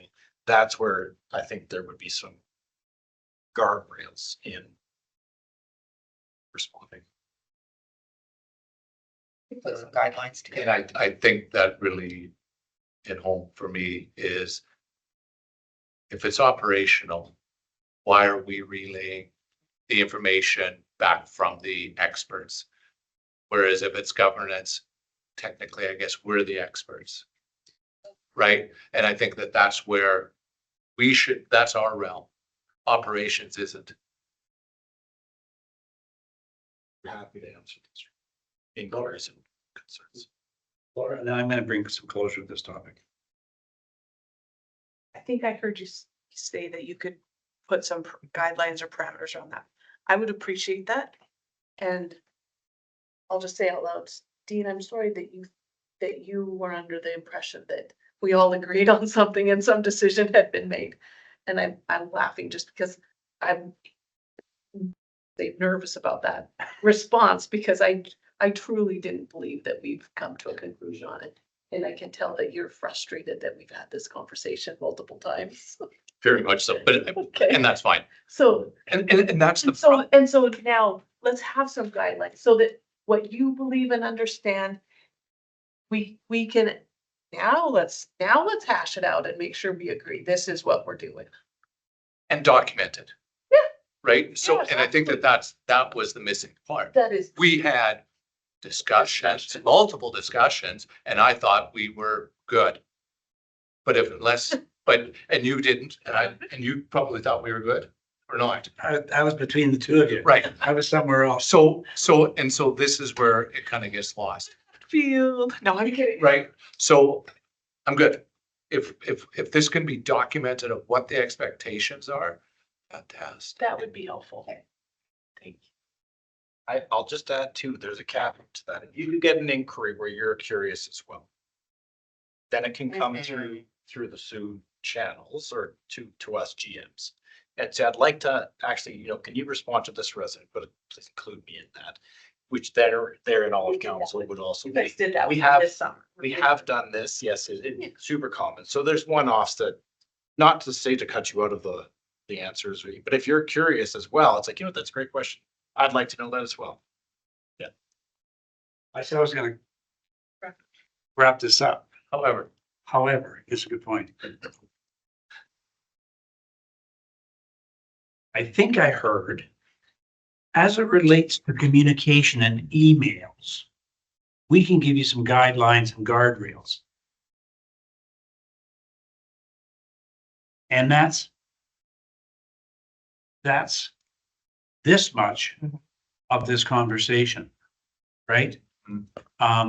So we have only hit the tip of the iceberg on everybody understanding what their roles are.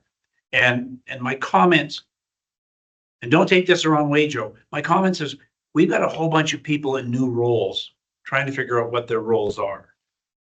And I think all of us are trying to say, well, I think Joe's role is this. Joe's saying, well, I think my role is that. And Dean's saying, well, just a minute here. We've got to stay on governance. And somebody else saying, well, I think I am on governance. Like even talking about the business of governance versus the technical side. Do we clearly, as a council, all 7 of us, understand what governance is? And I would say, we would all say, absolutely. Until we start asking the question about which? The greater. Yeah, the grader operator and how he's clearing snow, right? Now all of a sudden, oh no, that's governance. And I've argued with you that it is governance because it's part of a budget process and levels of service. So, But you could make that about everything that. and I have done so, as you well know. But this whole thing of how do we operate as a group when we've got 4 new faces and new roles, and we're trying to sort ourselves out. And we've just spent an hour talking about the communication email piece. And I guess on some level, we've talked a little bit about voice of council. And I suspect there may be more that we want to kick around. I'm not even sure what that committee commitments, yeah. There's A myriad. And I think that that's where I'm really concerned that we as a council would spend days upon days and spinning our wheel. Like, we spent an hour talking about emails, and that, as you said, is the tip of the iceberg. If we had somebody who could focus it in on what we are actually need to or want to accomplish, always spend a lot of time. We can put some definitions around governance and stuff too, and I think a really good way, Dean and I had a discussion last week about art. And well, council sets the policy. Sorry, it just said recording is stopped. And I don't know if, I think it goes to 4:30. We always go to 5. started again, it says started by City Hall. It only goes for so many hours, and that's why we had 2 Okay. words at the last one. Yeah. So it stopped and now it's just started. It started, Okay. yeah. So I'm gonna use that discussion about art as an example. So governance is council sets the policy. We obviously have some weaknesses around that, and we're gonna update that and bring back a better defined policy and what that, well, sorry, yeah. We've got a terms of reference around the art policy, and we'll update that. But council shouldn't be picking art, right? That's not governance. And so we can put together a couple, I know, and it feels, it feels like you want to dig into it, but we can put a couple of examples like that together to kind of say, here's where governance is. You want to dig a little bit deeper, be on the committee. And then you'll have a say, in this area, but we want to try and leave the technical and administrative pieces to the people that are trained in that area. Like Ryan is a road safety expert. I have background in it, but I'm going to defer to him every time when it comes to some of this stuff because that's his training. And so I think it's resisting that urge to go into the next level and have that input unless you want it, which means you sit on that committee and you have a greater say in what happens, right? And this is, yeah, here we go. Here we go. Sorry.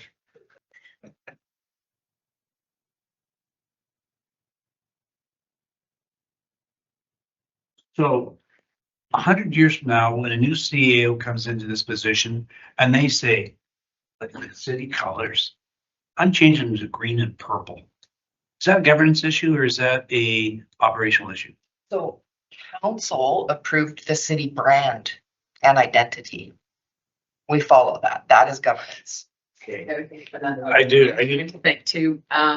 There's lots where we don't have policies where we're weak. Like we've talked about this a couple of times saying, okay, we need to put parameters around them.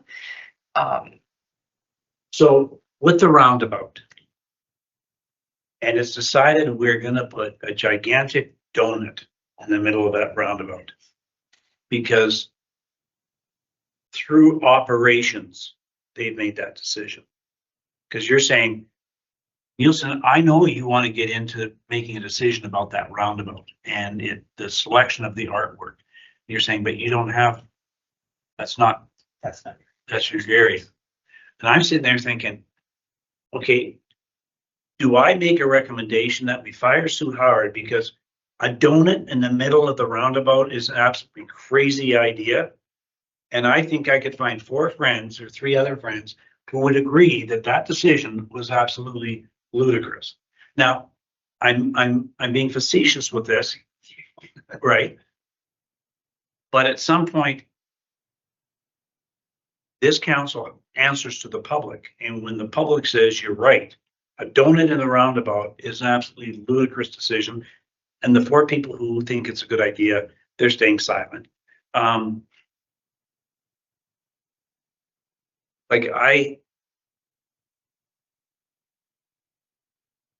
There's my rub. I'm trying to find my happy place in that debate. Well, and that's why we bring forward options. So right now, the direction to staff has been, go talk to the people who are experts in this area, get their opinion on the submissions that have come in. Come back, we'll sit down with SLT, talk about the pros, the cons, the good, the bad, the ugly. And then we're gonna put together a document for council to say, hey, here's the 4 submissions. Of these 4, these ones are out because of these reasons, but of the ones that stand, here's the good, the bad, the ugly. And again, we'll have that discussion in closed session because it's artist information. We don't want to share that stuff publicly. And then you'll come out and make, so you are making a decision. We're giving you options. It's not like, Okay. I came to you and said, we've got those round balls that Edmonton has, and this is the only option, whether you want them in a triangle or a circle. Balls can be in a triangle. Yeah, we're giving you the options to choose from. So council still has a say, but you're not saying, you could say I hate both of those, but we'll say, listen, we didn't, and I think this was the discussion that Dean and I had. We didn't give you the parameters.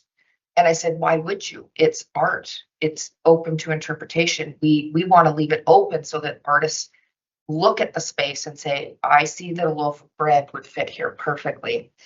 And this is the vision, and let them, and all of the submissions are so different. We wouldn't want to stifle some of that. It's, art is a very subjective thing. You've agreed that you want art.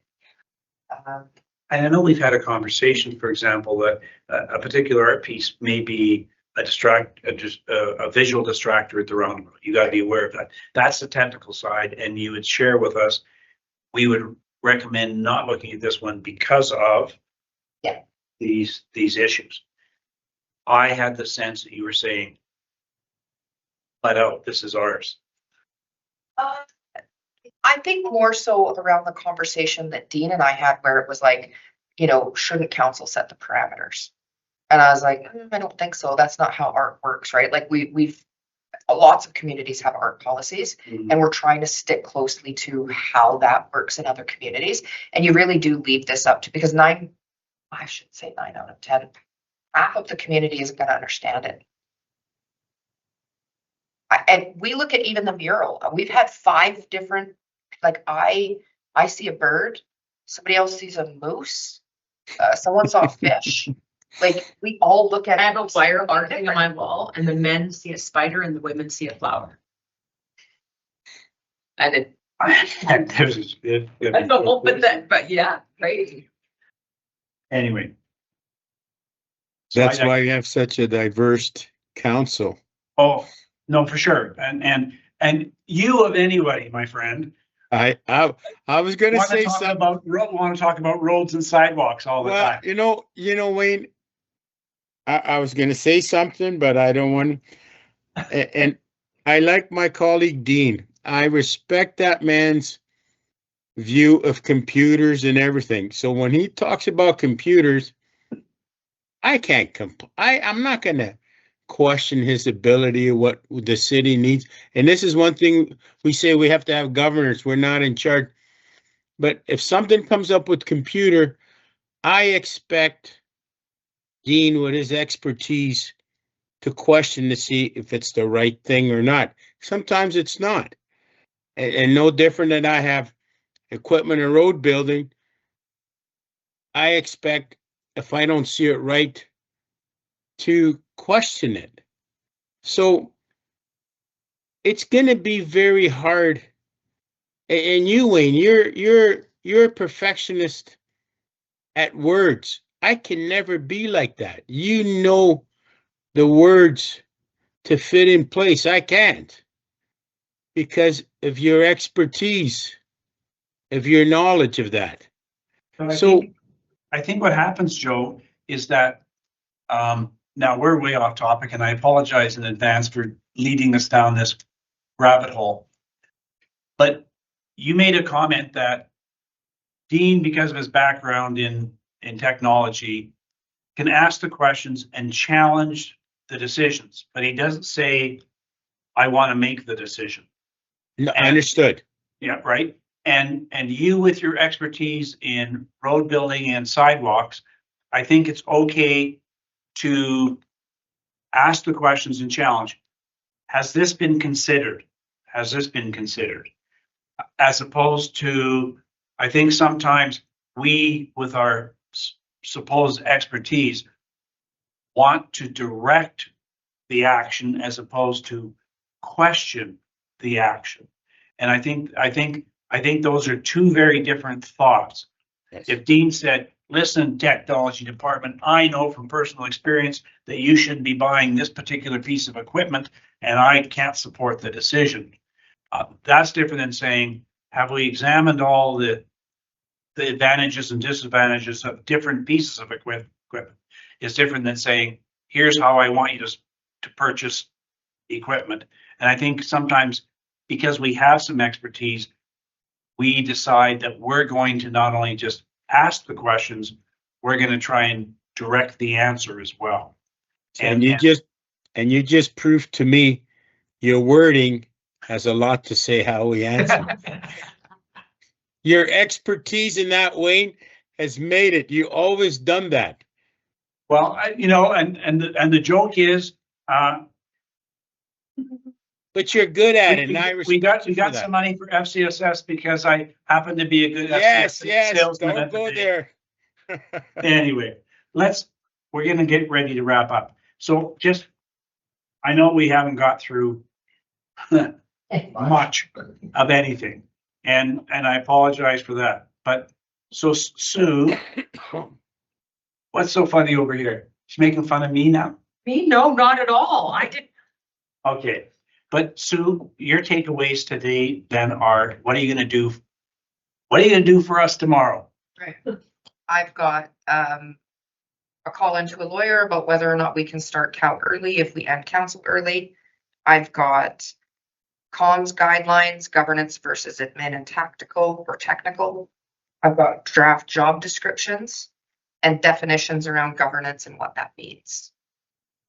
Okay, To come back to another PNT. Yeah. okay. And the council procedure bylaw, you're going to, Sorry, send an email with the deadlines to all of council in okay. front of that. Did you miss anything? Well, and again, my apologies because I see this long list that we have before us and, We have 13 minutes.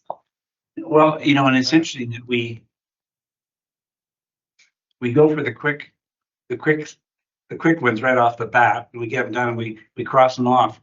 But the really meaty ones, the ones that we really do need to wrestle to the ground, they keep getting left because of the magnitude of the work that's got to go into them.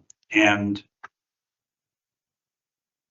somehow, maybe it's just me, but somehow we got to get to a place where we can get through these and get them actually really crossed off that list. We do still have 13 minutes. If it would be okay, I wouldn't mind talking about, Remuneration. yes, Okay.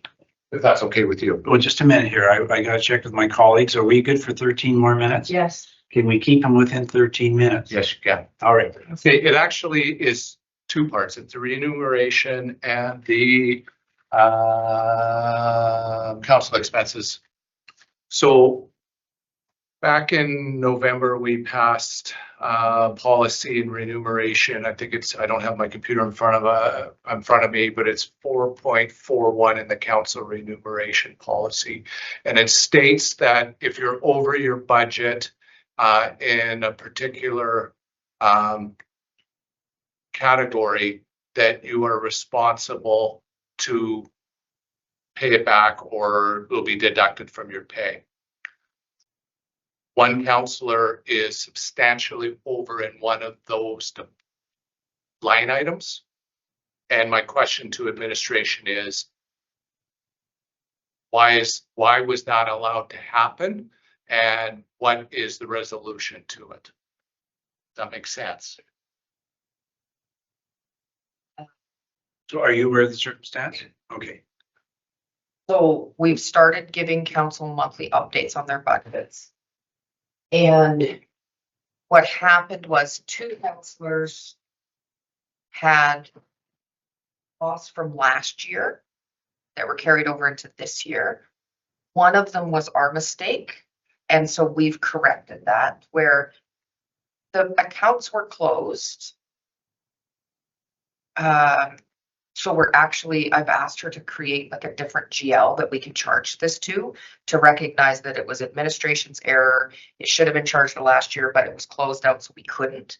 And we will fund it from unfunded training dollars that we have. Time up. So when you say it was administration's mistake, so the question I have is, was the billing done on time? Yeah. Invoicing done on time? The counselor put the invoice or the claim in on time. We didn't submit it to finance. And so it got carried over to the wrong year. Right, so then by the time the counselor said, hey, where's this at? I don't see this. We dug. I had the counselor resubmit to me because I couldn't find where the document went. Then I got it signed off and I got it processed and sent through accounts payable. So by the time it happened, it was into this year. And the last year's budget had already been closed out, so we couldn't go back and change it because the auditors, like we have a time where we have to cut it off. And the auditors, we had missed the deadline to count it as a receivable for 2025. But the council was not error in doing It was not the counselor's error, it was ours. Second, Yeah, so that's the first person. Right. The second one, the counselor was told by council members, don't forget to put this in. As was the other counselor, and they did, but we lost it. We didn't lose this person's. It came in late. So they are now over budget on their current year, even though it was a charge from 2025. so to your point, what are you asking then? Well, the policy states if you're over, which whether or not it's late or not, the amount is $1,800 over this year's budget. Right? So it should be safe to assume that policy is being followed. Well, that's just it. So, but it wasn't. Counselor was compensated and now is $1,800. I think it's $1,800. I don't have the number in front of me. So But how do we know that it wasn't clawed back or put, well, that's an administrative piece that I don't see. well, It's in the spreadsheet that you. yeah, we got those spreadsheets Yeah. and it shows in the budget that it's over by $1,800. But do we see $1,800 less of honorarium that has been, I'll say, clawed back or whatever the term is gonna be? So has there been any action to recoup the $1,800? Yes. No. Okay. And part of the problem is the timing. So when they come through and I look and I think I must have been gone when this one came in, because usually what happens is counselors send them in. I look and say, yes, Mr. Mayor, this meets policy. And then he can sign off on it and off it goes. But there's a delay. So when that happened, yes, it meets policy. It got submitted. I wasn't told until after that this counselor had been warned already that they needed to get that in before the end of the year. So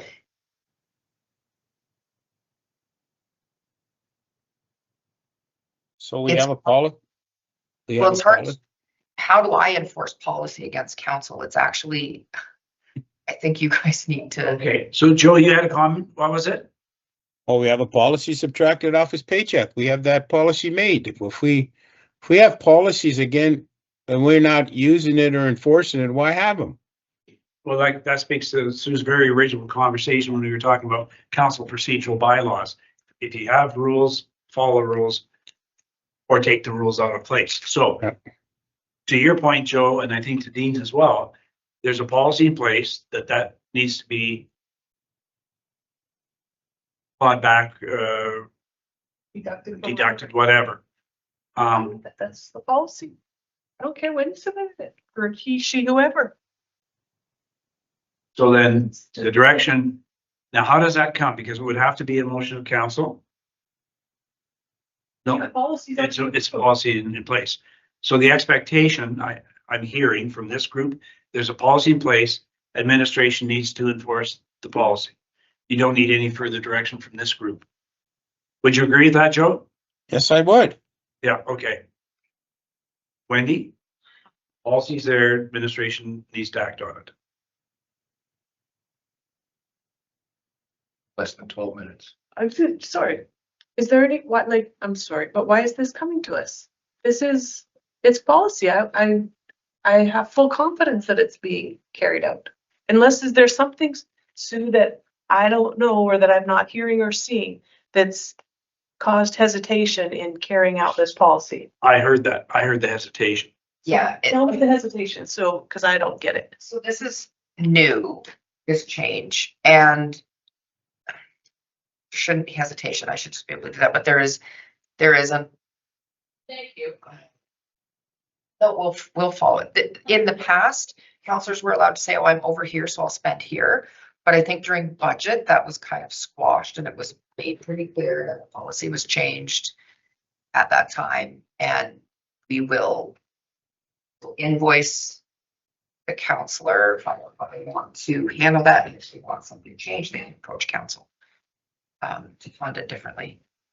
So what I'm hearing, just for clarification, is this is a completely new direction that we've taken. The first time. It's the first time we've had to deal with it. It is clawing back dollars from a counselor, which is the comfort level that I think you're speaking to. And previously, and part of the reason why we made the policy change we did is previously we had a lump of money, a pool of money, and everybody just dipped into it until that pool was gone. And that meant certain people had lots of PD and travel and all the rest of it, and others did not. And so that's what's created the change in the policy that we've agreed to. But it's the first time. I tend to disagree with you, Wayne. Joe, hang on. I got Laura first. I will say, I've been thinking about this policy and I think there's still, I'd like to revisit it in some way, because I am not always sure when I submit my attendance report. Am I claiming for training? Am I claiming for which pieces, which buckets is this going to get pulled out of? Or how do I know what's getting allocated? And you don't know all that until you get your budget sheet back. Right, and so and then I say, oh, they called that training. That must have been training. Yeah.